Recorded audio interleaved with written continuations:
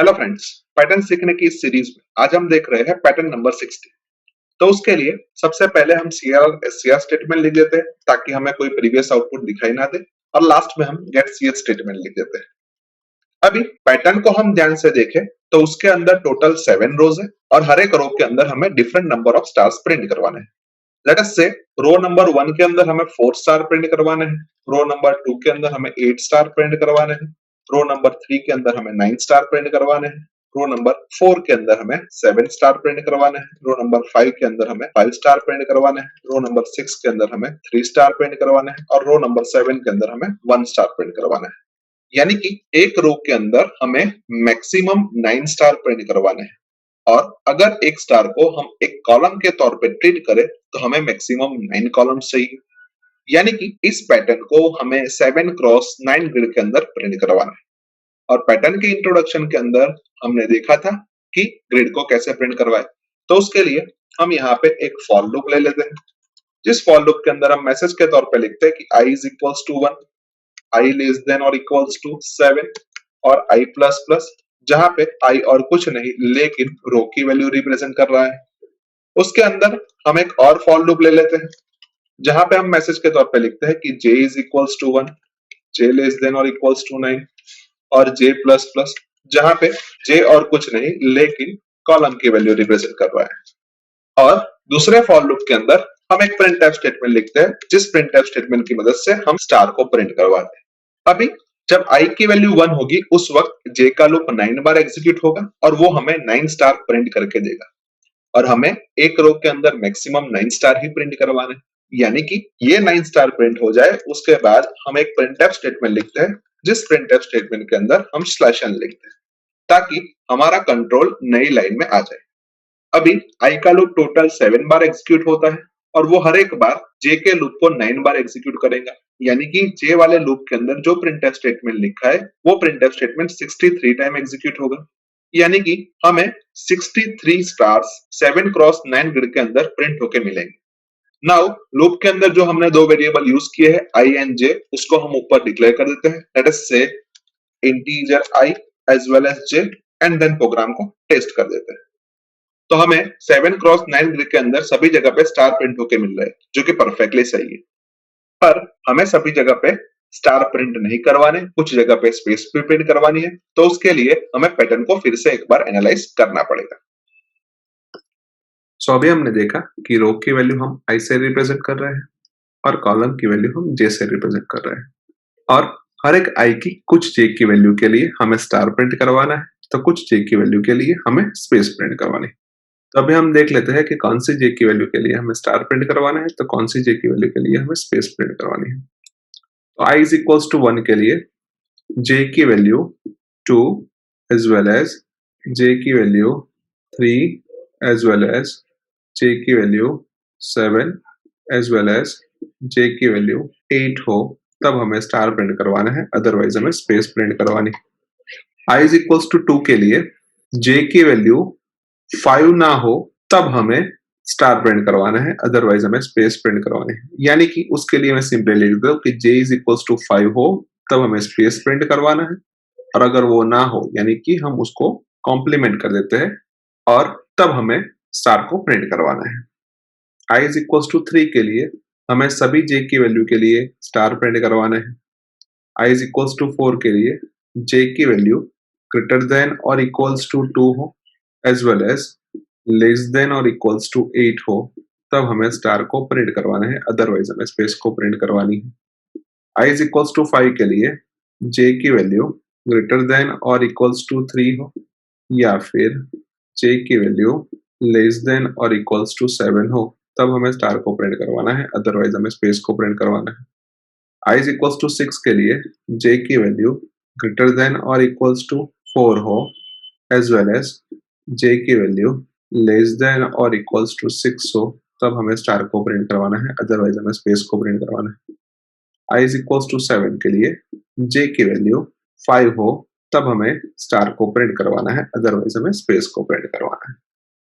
अभी i is equals to 7 के लिए हमारी कंडीशन है j इज इक्वल्स टू 5, उसको हम कुछ ऐसा भी लिख सकते हैं कि j ग्रेटर देन और equals to 5 as well as j less than और इक्वल्स टू 5 हो तब हमें स्टार को प्रिंट करवाना है, अदरवाइज हमें स्पेस को प्रिंट करवाना है।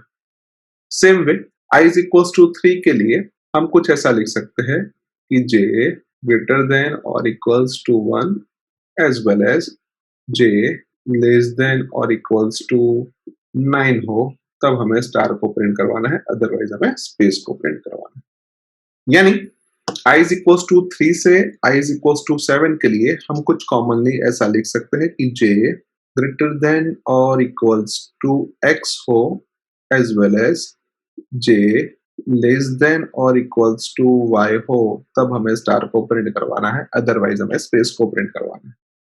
यानी हमारे पास अब 3 कंडीशन बन चुकी है और वो तीनों में से एक भी कंडीशन सही होती है तब हमें स्टार को प्रिंट करवाना है, अदरवाइज स्पेस को प्रिंट करवाना है। तो अभी हम x और y की वैल्यू को ध्यान से देखें तो जब i की वैल्यू 3 है उस वक्त x की वैल्यू 1 एंड y की वैल्यू 9 है। i इज इक्वल्स टू 4 के लिए x की वैल्यू 2, y की वैल्यू 8 है। i इज इक्वल्स टू 5 के लिए x की वैल्यू 3, y की वैल्यू 7 है। i इज इक्वल्स टू 6 के लिए x की वैल्यू 4, y की वैल्यू 6 है।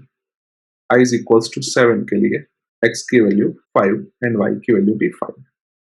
अभी हम i माइनस x करें तो 3 माइनस 1 2 होता है, 4 माइनस 2 2 होता है, 5 माइनस 3 2 होता है, 6 माइनस 4 2 होता है एंड 7 माइनस 5 भी 2 होता है।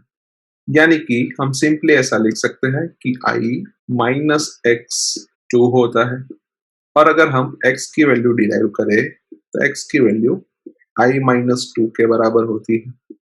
उसके बाद हम i और y का एडिशन करें तो 3 प्लस 9 12 होता है, 4 प्लस 8 12 होता है, 5 प्लस 7 12 होता है, 6 प्लस 6 12 होता है, 7 प्लस 5 12 होता है।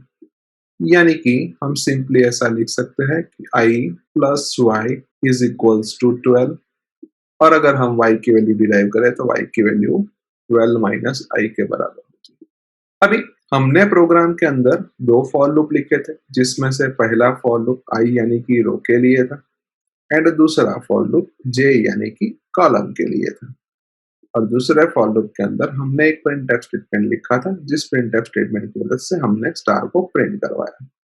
यानी कि ये पूरा स्ट्रक्चर हमें 7 क्रॉस 9 ग्रिड के अंदर सभी जगह पे स्टार प्रिंट करके दे रहा था। लेकिन अभी अभी हमने 3 कंडीशन आइडेंटिफाई की और अगर वो तीनों में से एक भी कंडीशन सही होती है तभी हमें स्टार को प्रिंट करवाना है, अदरवाइज हमें स्पेस को प्रिंट करवाना है। यानी कि हमें ये प्रिंटफ स्टेटमेंट को इफ ब्लॉक के अंदर लिखना पड़ेगा और एल्स ब्लॉक के अंदर हम स्पेस को प्रिंट करवा देंगे। उसके साथ साथ इफ की कंडीशन के तौर पे हमें तीनों कंडीशन में से कोई भी एक कंडीशन को यहाँ पे रखना है। यानी कि उसके लिए हम लिख सकते हैं z और वो z की वैल्यू i की वैल्यू के ऊपर डिपेंडेंट है। यानी कि हम सिंपली फॉर लूप के अंदर चेक करते हैं कि अगर i की वैल्यू 1 है तो हमें z की value j is equals to 2 और j इज इक्वल्स टू 3 और j इज इक्वल्स टू 7 और j इज इक्वल्स टू 8 रखनी है। यानी कि यहाँ पे सिंपली मैं लिख देता हूँ कंडीशन नंबर 1। अदरवाइज हम चेक करते हैं कि i की वैल्यू 2 है तो हमें z की वैल्यू ये पुटअप करनी है, यानी कि not equal to j is equals to 5, यानी कि कंडीशन नंबर 2। एंड अदरवाइज हमें z की वैल्यू के अंदर रखना है कि j ग्रेटर देन और इक्वल्स टू x, जहां पे x की वैल्यू अभी अभी हमने आइडेंटिफाई की i माइनस 2 है, as well as j less than और इक्वल्स टू y, जहां पे y की वैल्यू अभी अभी हमने आइडेंटिफाई की 12 माइनस। यानी अब जब हम प्रोग्राम को रन करेंगे तो हमें हमारे डिजायर पैटर्न मिल जाएंगे। तो लेट अस से उसको भी हम एक बार चेक करके देख लेते हैं। सो अभी हमने देखा कि J वाले फॉर लूप के अंदर जो प्रिंटफ स्टेटमेंट लिखा है उस प्रिंटफ स्टेटमेंट को हमें इफ एल्स ब्लॉक के बीच में रखना है और एल्स ब्लॉक के अंदर हमें स्पेस को प्रिंट करवाना है।